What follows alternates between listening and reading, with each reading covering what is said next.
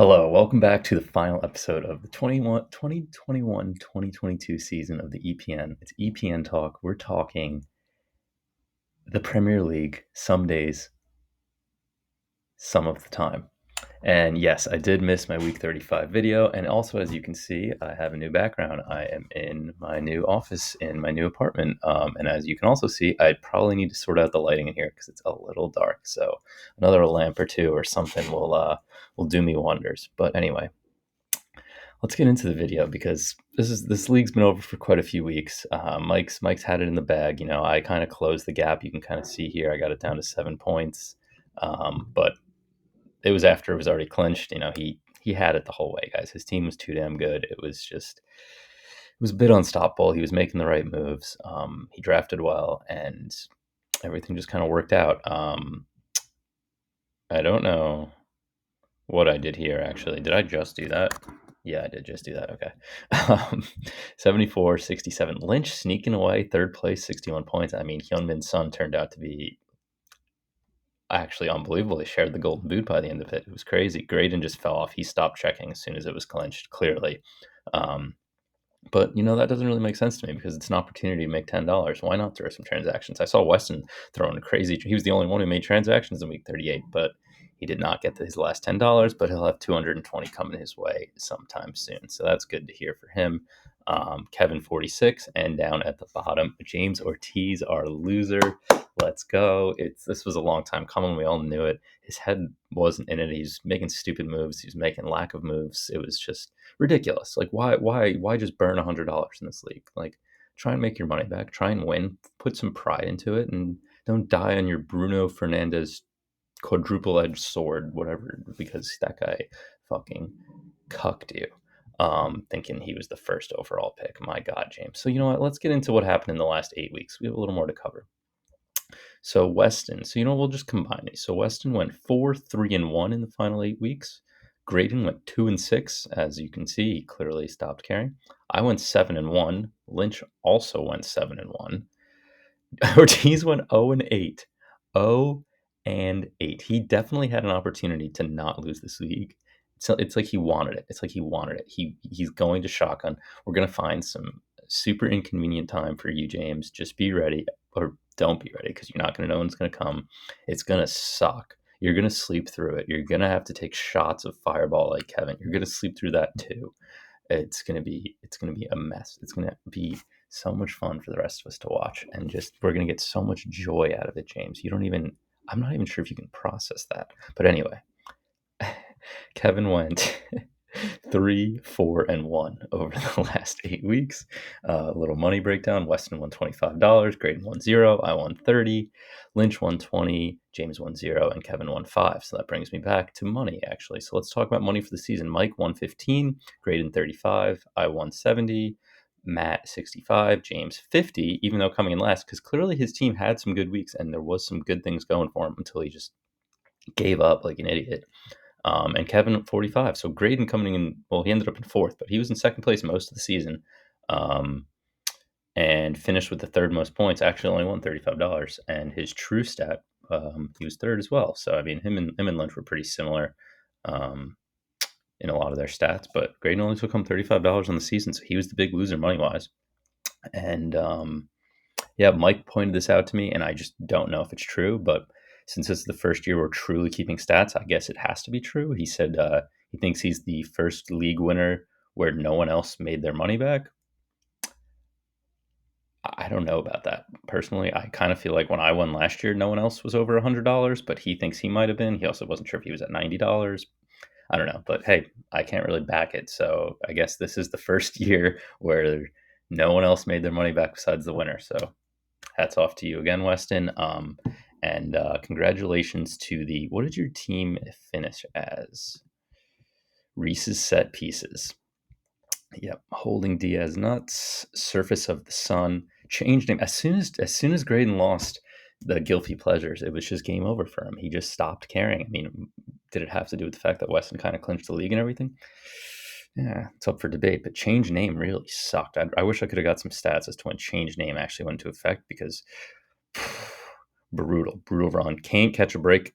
Kevin, you did end up catching a break in the end. I think once you went in on that team name, I think Kane started to perform, and we'll get into him a little bit later.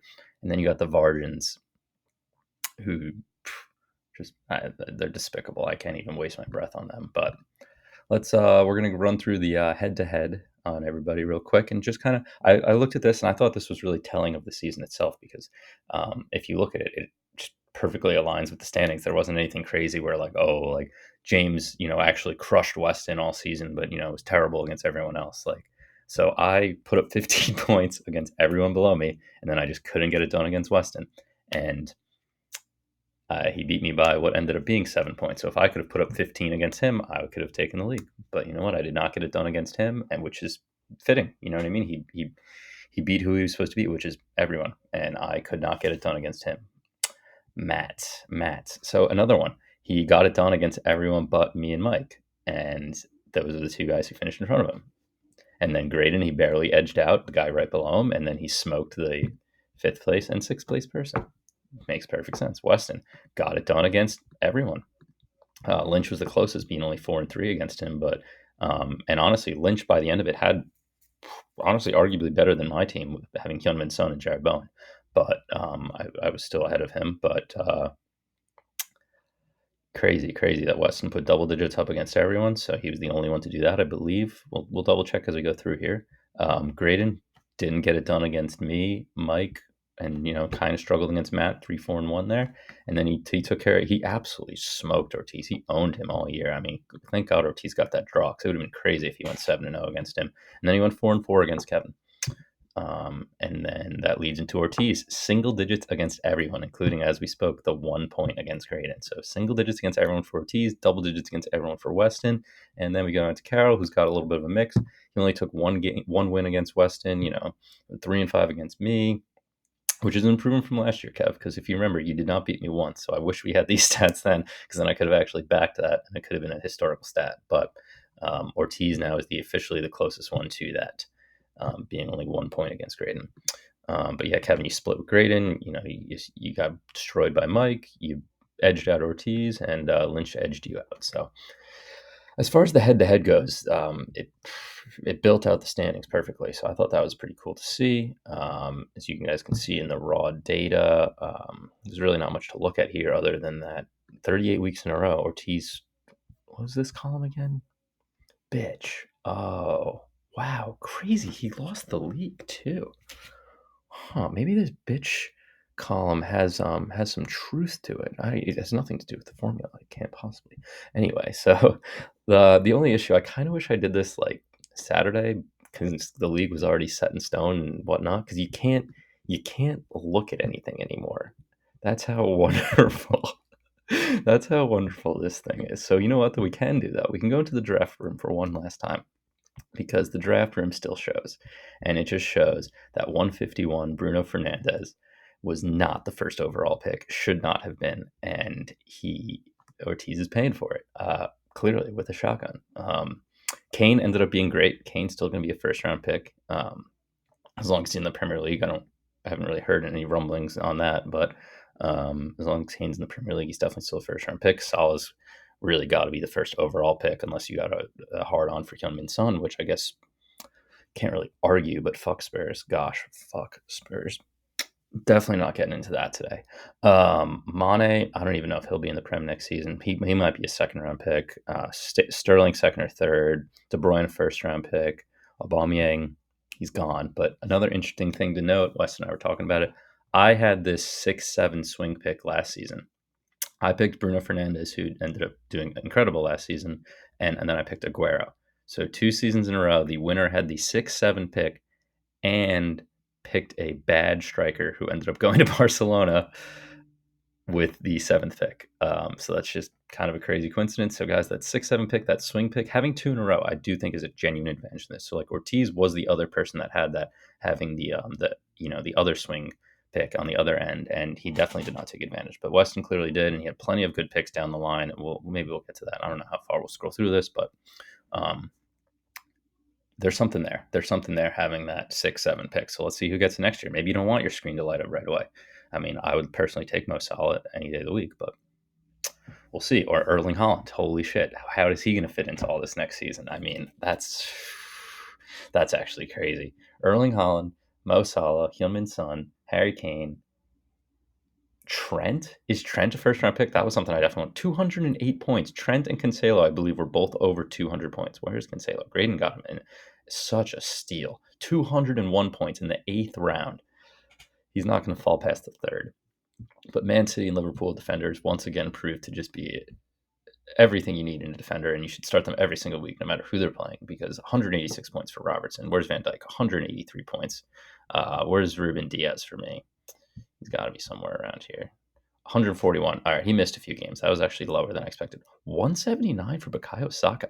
7th round grade. An excellent pick. Get that man up in like the 3rd round. Jesus, 179 points. It's pretty incredible. Wilfred Zaha, 150 after missing games. 175 for Jota. Like, these guys are going to be climbing the board for sure. Maybe take some notes of this, guys. I know it helped me out a lot last year when I saved all this information for a few months and looked back at it. Madison, 180 points. Ridiculous, man. These guys are studs. One that I actually want, not Werner. Fuck him. Vardy. Is Vardy finally on decline? 133 is a nice season, but it's not up to his standard. So maybe he'll finally, he's been a consistent 2nd round pick for us. Maybe it's finally time for 35-year-old Jamie Vardy to bump down the pecking order a bit. Jack Grealish in the 3rd round was madness. 86 points. Sancho was a bust for me. My God. Yeah, Lynch had Calvert-Lewin and Bamford. Both guys missed a significant portion of the season. Leeds are staying up, so maybe we'll see Bamford. Well, we will see Bamford again if he doesn't transfer for Leeds. So he probably won't go as high as the 4th round, but he's still a good shout for sure. Obafemi, this was my Lukaku pick. I don't know what Lukaku finished on. I can guarantee it was probably about 70 points, which was horrendous. Won't be picking that guy again. Here was their real striker right below Kai Havertz, or just everyone. Yeah, I mean, we've looked at this how many times now. It's interesting to see it finally finished. Let's see if there's anyone popping out near the end. Obviously, Allison 176. Ivan Toney 139. Man, he was great striker. I think he finished like striker number 5 or something like that. Ward Prowse, Laporte, as I said, Man City defenders, you just got to get them. Walker only 85 points, but it was Cancelo playing a ton and splitting with Zinchenko as well. I'm just rambling at this point. Rudiger was excellent at 150. And then, yeah, that's really it for the draft board, guys. This is the Excel. I'm very excited that we can just take this raw data tab, or really, I guess, all of this, just copy it over, and we'll just call this, 21, 22, and then we'll just start it fresh with 22, 23. I won't have to redo any of the formulas or anything like that. It's all there. I'm very excited that you guys are all coming down for the Arsenal Everton game. We'll carve out 45 minutes to an hour at some point that weekend, and the 6 of us can draft, regardless of who else is there. It doesn't matter. Does not take that long, and honestly, it's just more important than whatever they're doing. So I'm excited. It sucks that 2nd place doesn't get anything. Obviously I made $70 out of my 100 back, but I'm extremely biased in saying this, but maybe we up the entry fee and maybe 2nd and 3rd get a little something, just so there's a little more incentive for people to make the push. Like Graydon just completely gave up. I don't understand why he didn't want the $10 a week, but maybe he just said, fuck it. Ortiz, oh my God. Whew. Can't be doing that. Cannot be doing that. But guys, on that note, before I fuck this thing up anymore, I hope you all have a great night. I hope this video was something. I don't even know. I'm just rambling at this point. I might do this differently next year with me talking on the little screen. I feel like I just ramble and don't even know what I'm doing. But can't wait to see Ortiz shotgun. Congratulations to Michael Weston and Reese's set pieces. Have a great off season. I'll see you in July. Hopefully most of you sooner. Thank you.